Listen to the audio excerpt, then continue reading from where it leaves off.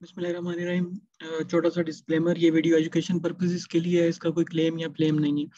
तो आज की वीडियो में हम जो है ना वो रिफाइनरी सेक्टर्स को देखेंगे कि इनकी लास्ट ईयर और इस साल की परफॉर्मेंस कैसी रही और इंडिकेटर की बेस पे कि इस वीक ये कैसा परफॉर्म करेंगी और क्या करना चाहिए। तो पहले डिस्कस करते हैं पीआरएल को। पीआरएल का माइनस पीआरएल का जो प्रॉफिट है वो माइनस में रहा और 7.5 बिलियन के करीब उनका लॉस था पिछले 2020 में। और 2021 में इनका प्रॉफिट में आए इनकी 0.93 जो है ना बिलियन इनकी प्रॉफिटेबिलिटी हुई पिछले साल के की निस्बत। और सेल्स अगर देखें तो सेल्स में खातिर खा इजाफा तो नहीं हुआ, लेकिन स्टिल इट्स वर्थ 90 बिलियन से लेकर इस साल 92 बिलियन तक इनकी सेल्स चली गई। तो ऑलमोस्ट 2 बिलियन का इंक्रीज हुआ है। तो ईपीएस इसकी देखें, ईपीएस में बहुत अच्छा ग्रोथ है, -18 से पिछले साल -18 से 1.5 इसने ग्रो किया है। तो ये एक अच्छा खासा ग्रो है। और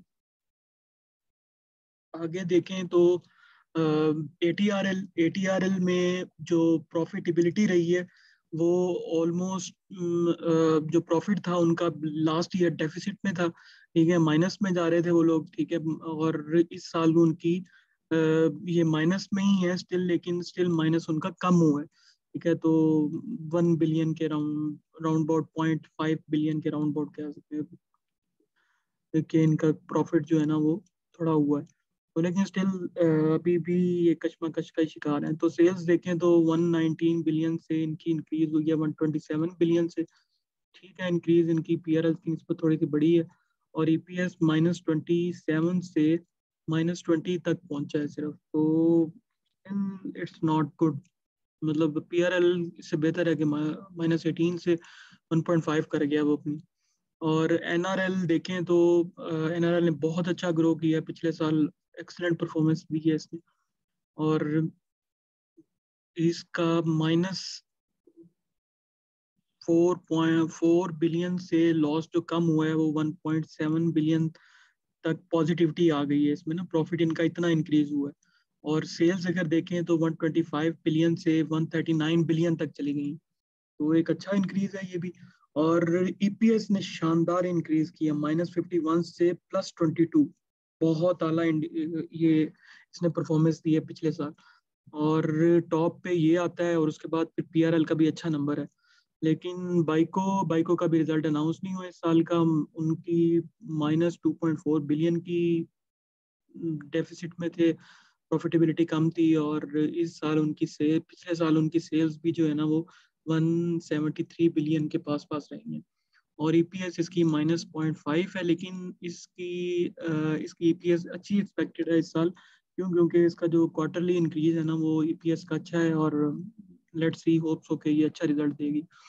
तो ये था जी ईपीएस और सेल्स और प्रॉफिट की बेस पे थोड़ी बहुत इनकी इनकी वो ओवरऑल अगर देखें तो 2020 से लेकर 2021 में ऑलमोस्ट सभी कंपनीज ने अपना प्रॉफिट ही शो किया है, मतलब इंक्रीज शो किया है। प्रॉफिटेबिलिटी भी इंक्रीज हुई है, सेल्स भी इंक्रीज हुई है, ईपीएस भी इंक्रीज हुई है। तो अब देखते हैं जी, इसके चार्ट्स के ऊपर नजर डालते हैं कि ये क्या कर सकते हैं। तो पहले पीआरएल को देख लेते हैं, ठीक है। पीआरएल के अगर चार्ट पे नजर डालें तो पीआरएल का स्ट्रॉन्ग सपोर्ट एरिया इसने अपना ब्रेक किया था, ठीक है। और थोड़ी बहुत नेगेटिविटी में चल रहा है, ये अपनी सपोर्ट जोन के पास है, ठीक है। और इसको देखें तो इसका ओवरऑल इसने अपनी सपोर्ट ली है 21.7 से। तो मैकडी नीचे की तरफ, वो मैकडी कह रहा हूँ, ये जो 20 डीएम है ये भी नीचे है और ओवरऑल वॉल्यूम भी कम है। तो देखते हैं ये क्या क्या कर सकता है ना इस वीक। तो ये जो है इसका मैकडी मैकडी देखें तो मैकडी में थोड़ी बहुत गिरावट आ रही है।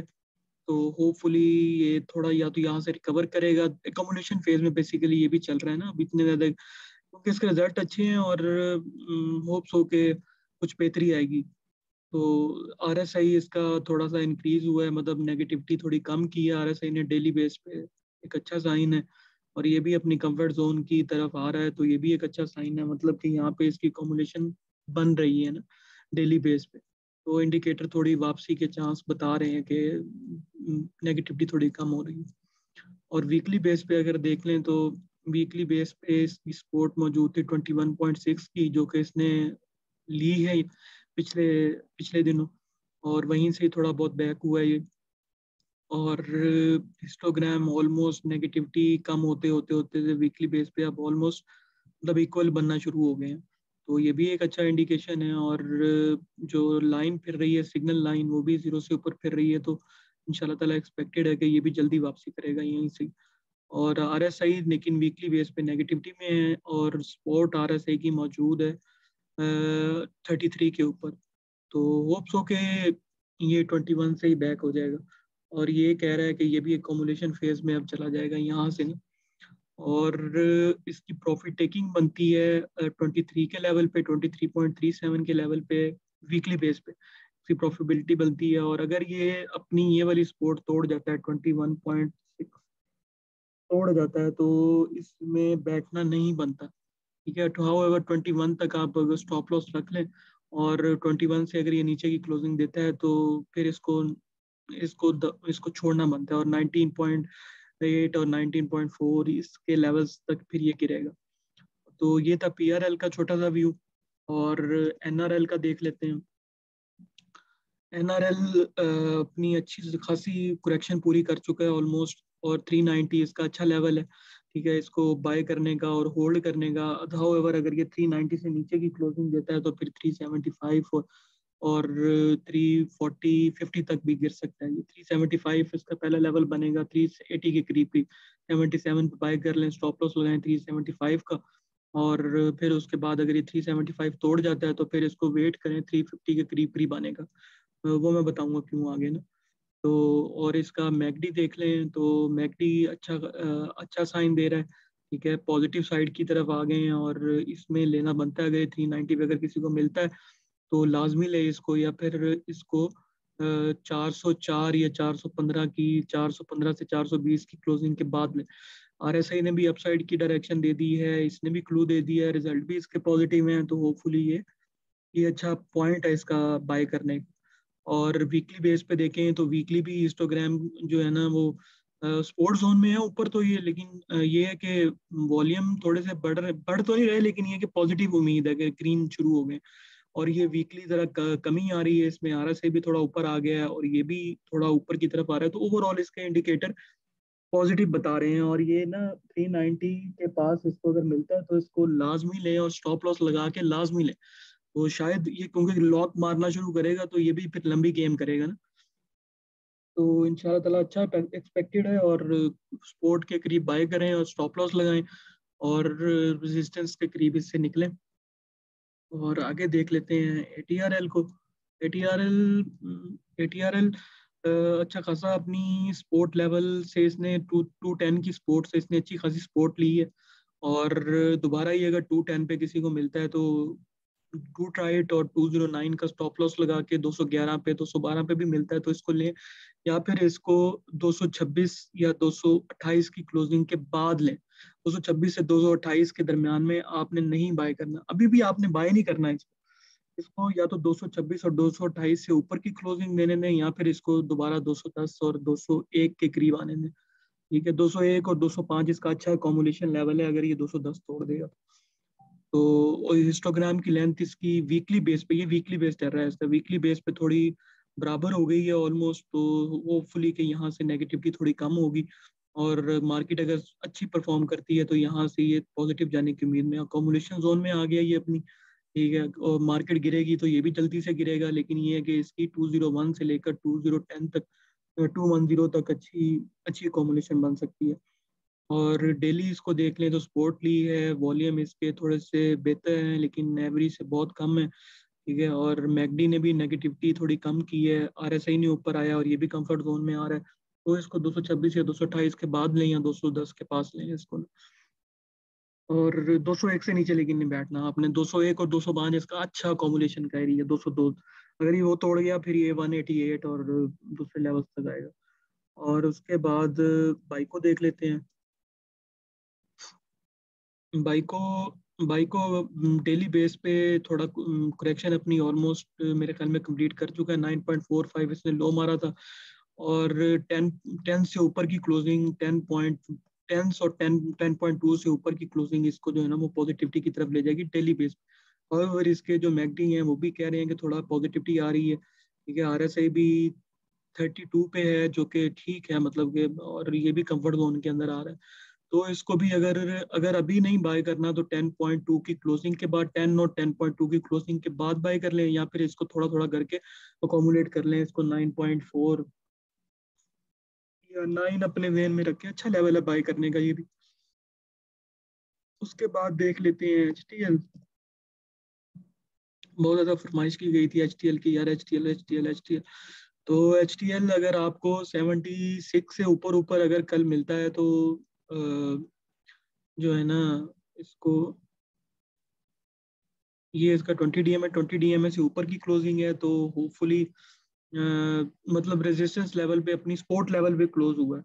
तो यहाँ से अगर ये डाउन साइड लेता है तो इसमें से ये 71 72 तक आ जाएगा। ठीक है, और 75 का स्टॉप लॉस लगा के आप इसको ट्राई कर सकते हैं। यहाँ से अगर ये अपसाइड ले गया तो फिर अच्छी बात है, लेकिन यहाँ से बाय नहीं करना आपने। अभी बाय करना है जब जब मैं आपको बताऊंगा अभी थोड़ी देर बाद में, तो मैं अपने इंडिकेटर के मुताबिक।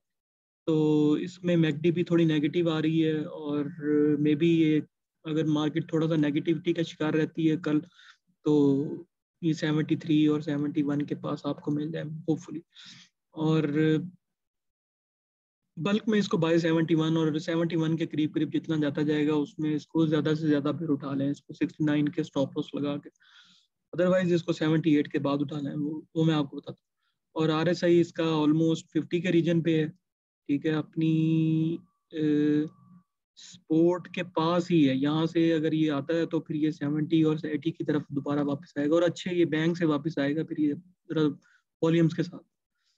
तो बाकी इसका वीकली देखें तो स्पोर्ट जोन इसकी वीकली पे मौजूद है, 70 के ऊपर मौजूद है। और हाई साइड पे आपने इसको प्रॉफिट टेकिंग ज़रूर करनी है, क्योंकि हिस्टोग्राम इस दफ़ा जो पिछले वीक में बना है थोड़ा स्ट्रेंथन होके बना है। तो अपसाइड में 84 के पास जो है ना, इसको थोड़ा बेच दीजिएगा। और RSI थोड़ा नीचे की तरफ है, और ये स्टोकेस्टिक भी नीचे की तरफ है। तो आपको ये, मेरे ख्याल में अगर मार्केट थोड़ा सा भी नेगेटिव हो गई ना, तो ये आपको 71 से 73 के लेवल में मिल सकता है, या फिर इसको फिर 78 के बाद बाय करें, दरमियान में इसको ना छेड़ें। तो ये थे जी थोड़े से स्क्रिप्ट जो कि डिस्कस किए गए। और उसके बाद मैं आपको एक अपना इंडिकेटर के मुताबिक बता देता हूँ।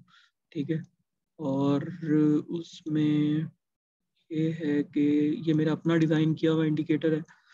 और PRL अगर हम देखें तो PRL की जो कॉम्बिनेशन बनती है अच्छी, अगर मार्केट नेगेटिव आ जाती है तो 21 से 21.4 की तरफ बनती है।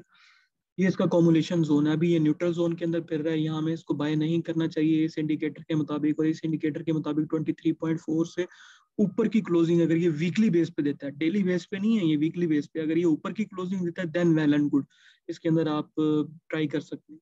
अदरवाइज ये वीकली बेस पे अगर आपको 21 के करीब करीब अगर आपको मिले ना, आप अकोमुलेशन करना शुरू कर दें। अगर ये फ्राइडे को 21 से नीचे चला गया, या वीकली बेसिस पे 21 से नीचे चला गया, फिर ये 19 तक आएगा, 19.8 और 19.4 यहाँ तक ये आ सकता है।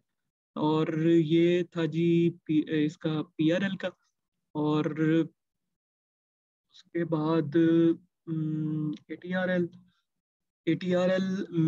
ये इंडिकेटर कह रहा है कि 27 से 28 के बाद आपने बाय करना है। 28 से ऊपर की क्लोजिंग दे देगा तो ये अच्छे बाय जोन में आ जाएगा, तो ये अपसाइड के लिए मूव कर सकते हैं। हाँ, अदरवाइज आपको ये अगर थोड़ी सी भी नेगेटिविटी मार्केट में आती है तो 201 से 206 के दरमियान में आपने इसकी कॉम्बिनेशन करनी है, और 201 के बाद इसका स्ट्रॉन्ग सेल एरिया है। ठीक है, तो इसके मुताबिक आप अगर काम करना चाहते हैं तो इसके मुताबिक भी ले सकते हैं। ठीक है, ये मेरे अपने वो हैं। और उसके बाद NRL का अगर देख लें वीकली, तो NRL को वीकली अगर देखें तो NRL का जो स्ट्रॉन्ग इसमें सेल बनता है। ठीक है, लेकिन थोड़े बहुत मैकडी और वो पॉजिटिव हो रहे हैं, तो ये इंडिकेटर कह रहा है कि अभी इसको हाथ नहीं लगाना। तो जब तक ये 457 से 466 के दरमियान की क्लोजिंग ना आ जाए, ठीक है, वीकली बेस पे 457 से ऊपर की क्लोजिंग ना दे दे, उस टाइम इसकी कॉम्बिनेशन बनती है। और 457 से जब ये नीचे चला जाए तो बेहतर ये है कि 457 के पास बिल्कुल इसको, मतलब 458 की अगर क्लोजिंग आती है ना डेली पे या किसी में भी लेवल पे, तो इसको हल्का हल्का कॉम्बिनेशन शुरू कर दीजिएगा।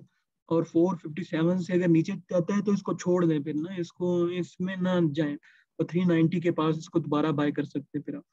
तो ये इसका कॉम्बिनेशन जोन है, और न्यूट्रल जोन में इसको नहीं छेड़ा जाएगा, ठीक है। फिर इसको छेड़ा जाएगा 514 के बाद, ठीक है, फिर ये अपसाइड के लिए जरा ऊपर वाले जोन में आ जाएगा अपनी ना, इस जोन में आ जाएगा। तो ये इसके थोड़े से लेवल्स हैं 390 पे, अगर इसको डेली ट्रेड इसमें कर सकते हैं। और इस इंडिकेटर के मुताबिक आपको अगर सिक्योर खेलना है तो ये लेवल्स है। और उसके बाद एनआरएल का डेली व्यू, हाँ ये डेली व्यू भी इसका है। डेली व्यू में ये कह रहा है कि आप इसको 390 पे कॉमुलेट करें। ये डेली व्यू है, मतलब ट्रेडिंग के लिए, ये बेसिकली वो आपको है बैठने के लिए, लॉन्ग टर्म बैठने के लिए, लेकिन ये है ट्रेडिंग के लिए डेली वाला। तो डेली में ये होगा कि आपको 10-15 रुपए अगर बचते हैं, 20 रुपए बचते हैं, तो ये आप अपने ये लेवल स्विच करता है, तो आप जो है ना उसमें बैठ सकते हैं। तो 390 कह रहा है कि ये वाला इंडिकेटर ये कह रहा है कि 390 इसकी अच्छी बाइंग बन सकती है। इससे नीचे अगर ये आएगा तो फिर इस जोन में आपने कोशिश करनी है कि 345 के जितना करीब जाता जाए आपके लिए वो पॉजिटिव होता जाएगा। ये नहीं इसका मतलब कि 390 तोड़ेगा तो इसका बाय फौरन शुरू होगी, ये नहीं। इसकी बाय शुरू होगी एटलीस्ट इस लेवल का, जब ये 50% मतलब ये कर लेगा ना, मतलब 365, 365 से नीचे नीचे फिर इसकी कॉम्बिनेशन 345 तक शुरू हो जाएगी, ठीक है। और 345 में कॉम्बिनेशन में आहिस्ता आहिस्ता करके, मतलब 20-20% करके, 10-10% करके, 30-30% करके, हर 5 रुपए 10 रुपए के गिनने के साथ, तो जिस तरह भी किसी ने बाय करना होता है वो अपनी स्ट्रेटेजी के मुताबिक करता है।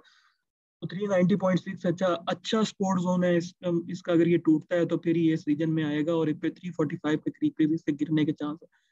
तो अच्छा, इसको डेली ट्रेड में आप यूज कर सकते हैं, और इसके ग्राफ मैकडी वगैरह ये कह रहे हैं कि यूज कर सकते हैं आप इसको, अनटिल अनलेस के मार्केट नेगेटिविटी बहुत ज्यादा ना मचाई तो ये भी 390 को नहीं तोड़ेगा इंशाल्लाह। तो ये था जी मेरी तरफ से थोड़ा सा व्यू। और कुछ और रह गया, पीआरएल हो गया, एटीआरएल हो गया, एनआरएल हो गया, एचटीएल को देख लेते हैं। एचटीएल ये डेली बेस, ये वीकली बेस पे है।